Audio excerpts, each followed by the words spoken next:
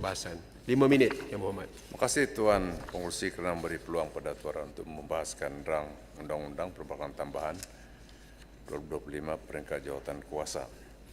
Dalam masa 5 minit yang diberikan, Tuan ingin membahaskan bagi maksud B11 Perkhidmatan Am Perbandaraan butiran 020500 subsidi dan bantuan tunai melibatkan perbelanjaan tambahan sebanyak 12 bilion 624 juta 721 820 ke atas anggaran asal 2024 yang sudah pun diluluskan oleh Parlimen sebanyak 35 bilion 839 juta 231 ribu. Tuan Pengerusi, Kabinet Persekutuan telah membuat keputusan untuk menurunkan hal ehwal elektrik daripada Kerajaan Persekutuan kepada Kerajaan Sabah pada tahun 2023. Untuk makluman, di bawah jadual ke-9 Perlembagaan Persekutuan, hal ehwal elektrik adalah dalam senarai persekutuan. Proses penyerahan ini akan makan masa 7 tahun, iaitu bermula Januari 2023 hingga tahun 2030. Dalam masa 7 tahun tersebut, Kerajaan Persekutuan komited untuk memberi subsidi merangkumi tarif support subsidi TSS, subsidi minyak, subsidi large solar system LSS, dan subsidi untuk feed-in tarif FIT yang akan beri manfaat kepada rakyat Sabah, khususnya dalam hal tarif elektrik yang disalurkan pada satu-satunya syarikat utility di Sabah, yaitu Sabah Electricity Sdn Bhd, sebanyak RM3.5 bilion. Jadi, Tuan Pengerusi, sebanyak 3.5 bilion sudah pun disediakan untuk penyerahan itu, proses penyerahan itu dalam masa 7 tahun. Pertanyaan Tuan ialah, apakah asas-asas pertimbangan bagi Kerajaan Persekutuan untuk melaksanakan sejumlah 3.5 bilion yang telah pun diputuskan sebagai subsidi elektrik kepada Sabah dalam 7 tahun itu?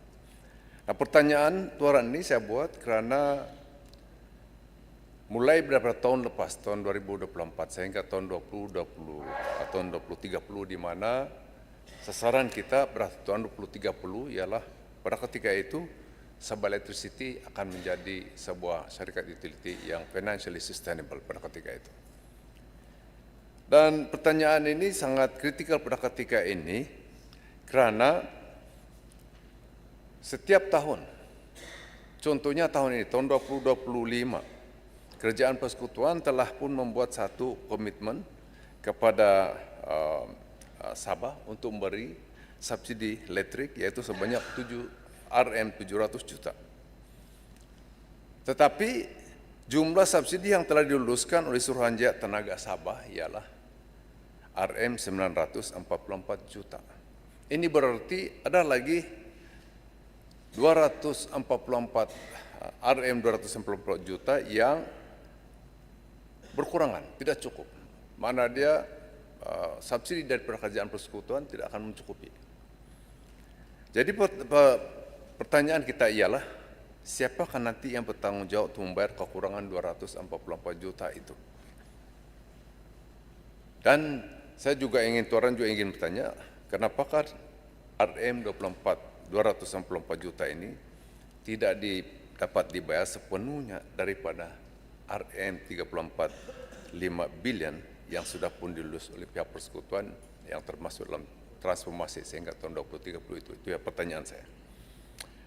Dan seperti juga yang saya telah pernah nyatakan di Dewan Mulia ini, bahwa kos jualan setiap unit elektrik di Sabah, Sabah Electricity, ialah 43 sen seunit. Ya.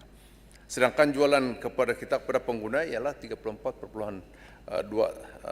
sen seunit elektrik. Jadi kita kerugian lebih kurang 10 sen ya selama ini, dan kerugian ini memang dibayar oleh Kerajaan Persekutuan dalam bentuk tarif support subsidi ya. Ini berarti bahwa Sabah Electricity terpaksa menjalankan operasi pembekalan elektrik dalam keadaan yang rugi. Jadi Tuan ingin memohon bertanya pada pihak kerajaan, bagaimanakah perkara ini yang 224 juta itu dapat diselesaikan untuk tahun ini. Pagi tahun lepas saya juga ingin menyatakan bahwa masih lagi ada 473 juta yang belum dibayar oleh Lebih pihak Tuan, Kerajaan Persekutuan. 1 minit. Okey, terima kasih. 473 juta yang belum lagi dibayar.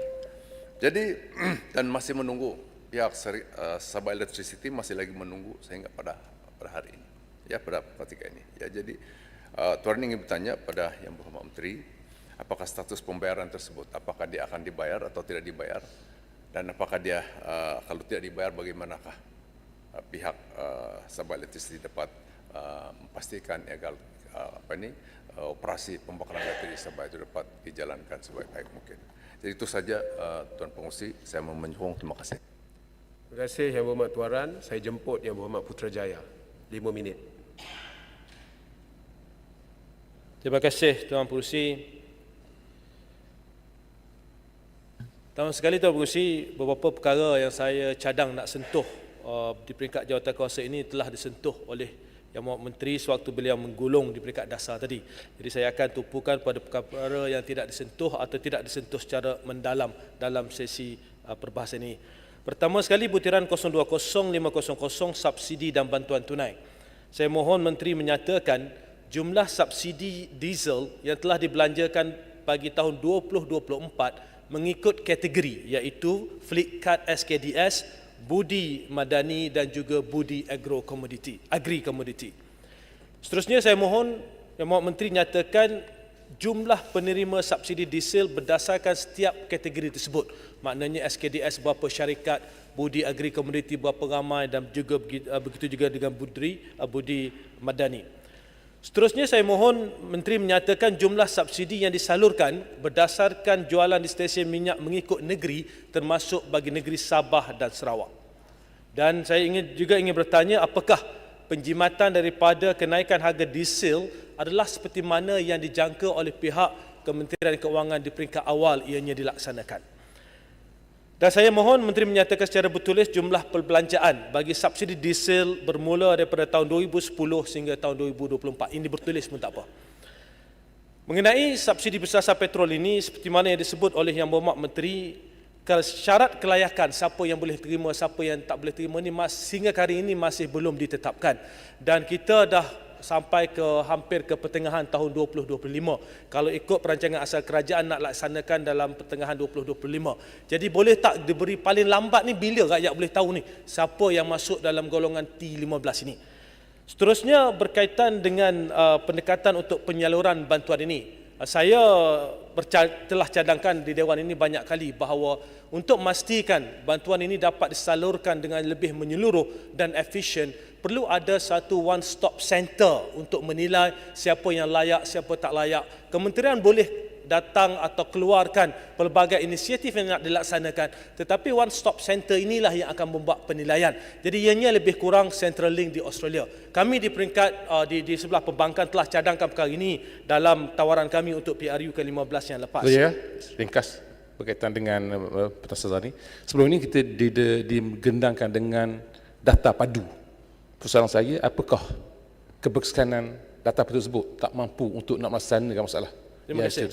Itu yang berkait dengan soalan yang saya tanya tadi, dan inilah juga saya sebut sebelum ini di Dewan ini juga.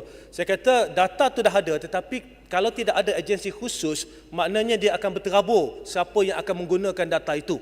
Lebih baik kerajaan susun balik sumber yang ada, tak perlu cari sumber baru pun, kaki tangan, sumber manusia dan sebagainya boleh gunakan semua yang setia ada, dan buat one stop center, insya-Allah ianya lebih mudah dan lebih menyeluruh. Kami telah cadangkan perkara ini banyak kali. Seterusnya saya nak masuk pada butiran 010000, faedah dividen dan lain-lain kenaan bayaran hutang negara.